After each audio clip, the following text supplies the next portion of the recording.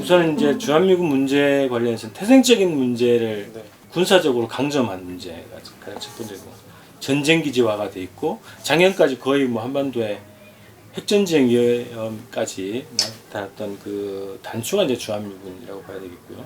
환경 파괴 문제, 지금 뭐 용산 기지 뭐 반환 문제 싸움이 계속되고 있지만 환경 파괴 문제가 수십 년 동안 됐고, 또 뭐 지금 부산 미군 기지 앞에서 시위를 하고 있지만 탄저균 실험 문제 이런 문제까지 포함해서 문제가 있고, 또 미군 범죄 문제는 뭐 오늘 일이 아니고요. 그 다음에 이제 최근에 아까 말씀드렸던 남북 관계 진전을 차단하고 방해하는 이런 현상들이 있는데, 국내에서는 주한미군이 유엔사에 모자를 쓰고 유엔사를 앞세워서 남북 관계를 차단하는 그런 작용을 하고 있고, 국제적으로는 뭐 유엔과 단독 제재 이런 형식으로 대북 제재를 하고 있는 상황이죠. 또 최근에 이제 신임 주한미군 사령관이 그 미국에서 있었던 청문회에서 그런 얘기를 했습니다. 남북 군사 보장 합의서가 이제 9월 이제 평양 선언에서 합의가 됐는데, 그것도 유엔군 사령부의 중개, 판단, 감독, 집행돼야 된다. 또 해병대 사령관이 또 로버트 넬러. 여기 한국이 최적의 훈련 장소다. 왜 못하게 하냐 이런 얘기를 해서 훈련 재개를 해야 된다 이제 얘기를 한단 말이죠. 네. 그 훈련 재개를 하는 근거 자체도 이제 주한미군이 주둔하고 있고, 주한미군 주둔 자체가 뭐 한국 방위라고 하는 명분으로 존재하고 있기 때문에, 그런 남북 관계 자체도 바로 어느 순간에 또 전쟁 위기로 급변할 수 있는 그런 존재가 주한미군이다. 이렇게 좀 봐야 될 것 같고요. 여러 가지 이제 최근에 뭐 14선언 11주년 행사에 참가하는 우리 대표단의 몰골을 받겠지만 대북 제재라는 명목으로 해서 유엔사의 제재 조치, 제한 조치, 그리고 결국 이제 주한미군, 미국의 이제 조치로 남북 관계가 차단 방해받고 있다 이런 거라는 거고요. 개성공단 금강산도 미국의 이제 허가 사항이다 이제 이렇게 주장을 하는 거죠. 이제 그런 것들 가능하게 하게 하는 군사적 물리적 존재가 주한미군이다. 네. 주한미군이 만약에 한반도에 주한미군 없다 그러면 이런 거는 그냥 헛방이죠, 헛방. 얘기해봐야 뭐 니는 그렇게 얘기해라. 일단 성명 정도만 내면 되는데, 이건 실제적 물리적인 작용을 하는 힘이기 때문에 남북관계 주권을 침해하는 그런 작용을 하는 것이 주한미군이다 이렇게 봐야 되고요. 마지막으로 좀 말씀드리고 싶은 거는, 주한미군이 남북 간의 충돌, 한반도 평화를 유지하는 역할을 한다는 근본 착각 자체가 문제다. 그런 것들을 심어준 게 주한미군 73년 동안 이 지식인이든 뭐 정치인이든 언론인이든 이런 사람들의 머리를 이렇게 쇠뇌시켜 왔던 작용을 했다는 것이 가장 큰 문제라고 하는 거고요. 그런 인식 자체가 마비되는 것 자체가 주한미군 74년 동안에 누적되어 온 가장 큰 문제가 아니겠는가 이렇게 생각을 합니다. 네. 최근 정세 변화가 뭐 가장 중심은 이제 남북 관계 변화겠고요. 네. 그다음에 남북 관계가 주동하는 이제 북미 관계 뭐 이렇게 좀 되겠죠. 그런 변화가 있는 건데, 그런 변화들이 국제 판도에서 어떻게 변화하는 건지 몇 가지 좀 얘기를 하는 게 필요할 것 같은데, 유엔에서 어떤 논의가 되고 있는가, 그래서 유엔사에 대한 문제 제기, 또 유엔 제재에 대한 문제 제기 이런 것들이 좀 본격적으로 나오고 있는 상황인 것 같아요. 그래서 유엔 총회 열리는 공간에서 유엔 안전보장이사회 이제 회의가 열렸고, 처음에 이제 이 회의가 긴급 회의가 열린 이유는 유엔 대북제재위원회, 유엔 안보리 대북제재위원회 보고서를 쓰는데 러시아가 개입했다 뭐 이런 거를 미국이 제기하면서 긴급 회의가 열린 거예요. 그 자리에서 이제 중국, 러시아, 미국이 확 붙은 거죠. 유엔 안보리 상임이사국은 여기에다가 영국, 프랑스가 있거든요. 요즘에는 영국, 프랑스는 존재감이 거의 없고, 특히 미국, 중국, 러시아가 어쨌든 이 판을 좀 주도하는 그런 형국인데, 미국이 왜 그 개입하냐, 왜 러시아가 왜 그 유엔 안보리 대북 제재 결의를 지키지 않냐, 왜 위반하냐 이렇게 문제 제기를 하면서 이제 싸움이 붙었는데, 러시아가 이제 본격적으로 유엔 제재에 대해서 또 유엔사에 대해서 문제 제기를 하고 있어요. 그래서 유엔사라는 것이 냉전의 산물이다. 이게 이제 중국 대사, 유엔 주재 중국 대사가 하는 얘기고, 유엔사가 한반도 남북 간 화해 협력에 장애물이 돼서는 안 된다. 이런 얘기가 있고요. 네벤자 러시아 대사, 길을 막지 말고 남북 간 대화를 진전시켜라. 유엔사가 신베를린 장벽이냐. 뭐 이런 비판도 했어요. 또 더 심하게는 이런 게 있죠. 유엔사라는 이름에 속지 말아야 된다. 그들은 유엔사라는 이름을 방패로 사용하고 있다. 그래서 유엔사의 본질에서 딱 지적을 하게 된 거죠. 네. 그래서 유엔 안보리 대북 제재가 근데 거기를 보시면 뭐 석유를 50만 톤까지만 허용하겠다 이런 제재 목록만 보여주잖아요.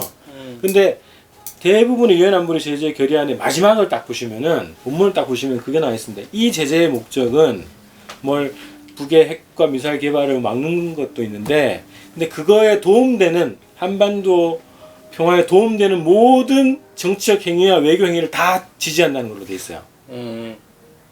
그리고 이 방식을 대화 협상으로 푸는 것을 적극 권장한다 이렇게 돼 있고, 만약에 상황 변화가 있으면 이 결의안도 수정, 보충, 해제, 뭐 해산, 뭐 해체 이런 것까지 다 염두에 둔다는 걸로 내용이 돼 있다는 거예요. 그래서 중국과 러시아가 유엔 제재 목적이 원래 뭐냐, 이게 지금 상황 좋아지는데 왜 계속 제재를 하냐 이렇게 대들기 시작했다는 거죠. 거기에 유엔사까지 문제를 제기한 거고 그런 정도까지 왔고요. 또 이번 유엔 총회 기간에 10월 3일이죠. 유엔 안보리 아까 대북 그 제재위원회 네. 위원회 회의가 열렸는데 이 회의에서 대북 제재 예외 조치를 논의했다고 나와 있어요. 그러니까 이제 남북 협력 사업 자체는 대북 제재에서 예외를 시켜야 되는 거 아니냐라는 것이 국제 여론 아닙니까? 근데 그거를 공식적으로 논의했다는 거예요. 결과는 아직 공개가 안 됐지만 미국에서는 쉬쉬하고 있는 상황이고 그런 논의까지가 진행이 됐다. 이런 것이 국제적 판도에서 벌어지는 좀 상황 변화 이렇게 되는 거고요. 자, 그 다음에 이제 이 미국이 가장 지금 할 수 있는 군사적 조치는 뭐 쉽지 않고, 그래서 대북 제재라고 하는 것을 유엔 안보리, 유엔 제재라는 형식으로 해서 대북 제재를 가장 중요한 어떤 자기의 카드로 보고 있는데 이거 자체가 지금 공격받고 있는 그런 상황이라고 하는 거죠. 거기에다가 남북 관계도 진전이 됐고 이번 평양선에서 민족 자주 민족 자결이라고 얘기하고 철도 도로 연결을 올 한해 착공식을 한다고 해버리고 개성공단 금강산까지 뭘 하겠다고 얘기해버리니까 미국은 더 열이 받아서 아마 승인 얘기를 한 것 같아요. 거기다가 판문점 선언 이행을 위한 군사 분야 합의서 자체도 보면 실질적으로는 한미합동 군사훈련 자체를 무산시키는 작용을 하는 거거든요. 그리고 미국의 군사행보 자체를 가로막는 그런 작용을 하기 때문에 결국은 주한미군이 왜 있지? 돈 달라 그러네 또? 이렇게 되는 거죠. 그래서 주한미군 무역론이 더 강화될 가능성이 높다 이렇게 되는 거고요. 그리고 또 특이한 거는 저는 최근에 이제 그 작년부터 트럼프가 그런 얘기를 하잖아요. 돈 많이 든다. 부자 나라가 왜 돈을 안 내냐. 근데 여기서 한국에서 대응 논리는 주 논리는 뭐냐면 충분히 주고 있다 이런 논리라고. 그죠? 이게 주면 안 되는 건데 충분히 주고 있는데 왜 안 주고 있다라고 왜 더 뽑아가려고 하냐 이런 식으로 해서 현상 유지를 목표로 하는 것 같아요. 정부나 국무 쪽에서는. 근데 트럼프가 계속 돈 얘기를 한단 말이죠. 한미합동 군사훈련 할 때도 돈 내라고 그러고 뭐 싸도 돈 안 낼 건 빼라고 얘기하고 뭐 양면이 있긴 한데 한국 정부가 결국 돈을 더 내게 만드는 이런 작용도 하겠지만 그동안 주한미군 철수 주장은 이념 문제였다고요. 빨갱이, 북의 주장 이런 거였는데 이게 돈 문제로 확 넘어간 거예요. 그래서 이념 문제에서 이제 돈 문제로 간 작용을 한다. 그래서 주한미군 철수 문제가 우리가 이제 새로운 국면으로 접어들었다고 좀 볼 수 있을 것 같아요. 그래서 돈 없어 나가라 이렇게 할 수 있는 거죠. 네. 이게 6.15 체결되고 나서는 주한미군 철수 여론조사가 많았어요. 맞아요. 최근에는 왜 어때? 헤럴드 경제가 5월 달에 4.27 바로 직후네요. 5월 15일 날 여론조사를 하고 있는데 주제는 이겁니다. 평화협정 이후에 주한미군 주둔에 대한 여론조사예요. 근데 여기에서는 뭐 아직 철수 여론이 높지 않다. 뭐 이렇게 분석을 하시는 것 같은데 저는 어떻게 보냐면 지금 이게 결과로 보면 평화협정 이후에 주한미군 주둔에 대한 질문이에요. 그러니까 이제 현재 수준으로 계속 주둔해야 된다가 43.5%, 축소해서 주둔해야 된다가 24.5%, 단계적 철수해야 된다가 26.5%, 즉시 철수가 2%, 잘 모르면 3% 이렇게 돼 있어요. 근데 이제 이걸 반대로 보면은 어떻게든 지금 관계가 남북 관계든 북미 관계든 변화가 되면 주한미군의 변화가 필요하다고 하는 게 반 이상이 넘는다는 거예요. 저는 그걸 주목해서 보는 거거든요. 그러니까 주한미군은 원래 신적인 존재였잖아요. 나라 망하는 소리였잖아. 근데 그게 아니라 어쨌든 정세가 발전하고 관계가 좀 개선이 되면 뭔가 변화가 필요하다는 요구가 한 50% 이상 55% 가까이 된다는 거거든요. 그 안에서도 축소 철수 이게 즉지 철수 포함해서 한 30% 가까이 된다는 거예요. 이건 굉장히 저는 발전이라고 보거든요.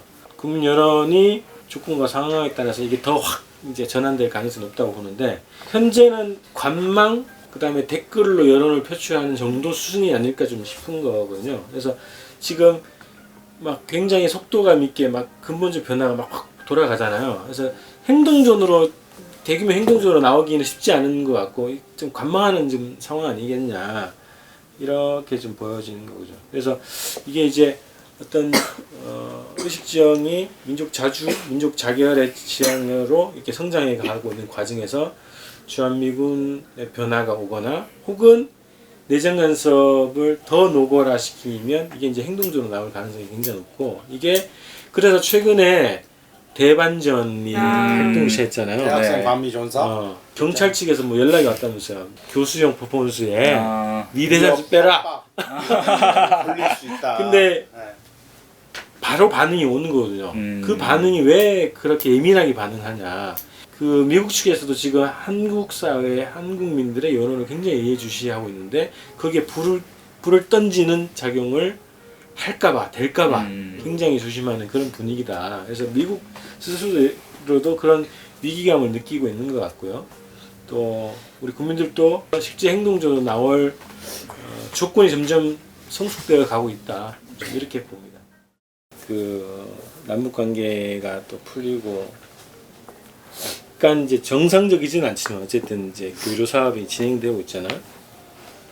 근데 이제 예전에 2000년 6.15 이후에 10년 동안 이제 통일운동 진영의 공통적인 평가가 그거죠. 아, 우리 관광 사업만 했네.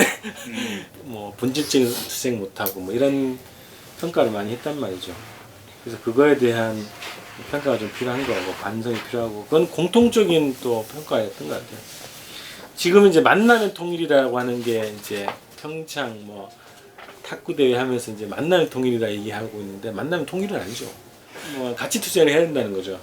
분단 극복을 위한 자주 대단결 운동 이것이 이제 전민족적인 운동으로 벌어지는 게 기본 이제 본질이죠. 통일운동의 본질이고 외세의 간섭 방해를 민족의 힘으로 돌파하는 민족 자주 민족 자결 운동. 이 운동이 기조다. 지금 이런 걸 이제 우선 기둥으로 삼고 투쟁을 해야 한다고 보여지는 거고요.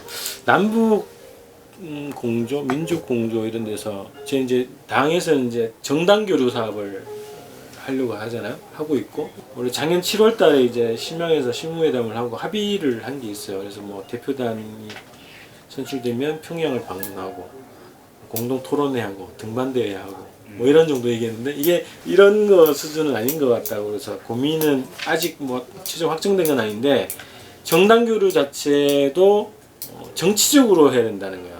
정치 투쟁을 같이 해야 된다 하는 거죠. 그래서 가장 쉽게는 반일 민족 공동연대가 좀 필요하다. 반일 투쟁을 같이 해야 된다. 그래서 독도 문제, 그다음에 뭐 조선학교에 대한 탄압 문제, 총연에 대한 탄압 문제, 뭐 위안부 문제 이런 문제 있잖아요. 이런 문제를 가지고 공동 투쟁을 하고 대북 제재를 해제하라고 하는 요구도 이제 남북이 같이 해야 되지 않을까? 이런 고민도 드는 거고. 그래서 정당 교류도 단순히 교류 사업 이게 아니라 이제 좀 정치적 공조로 발전해야 된다. 그런 고민이 들었고요. 종전선언 평화협정은 남이나 북이나 다 요구하는 거잖아요. 그리고 대북 제재를 반대하는 거, 공동을 요구하는 거고, 또 한반도에서 군사훈련 이거는 남북이 정부 차원에서 합의한 것도 있지만 어쨌든 남북 모두의 요구라고 하는 거죠. 그래서 이런 주제들도 남북이 공동의 목소리를 내는 투쟁을 충분히 펼칠 수 있다 이런 생각이 들었어요. 민족 자주 투쟁, 중화미군 철수 투쟁으로 우리가 힘을 집중하는 게 뭐 군더더기 없이 그냥 깔끔한 거 아닌가 생각합니다.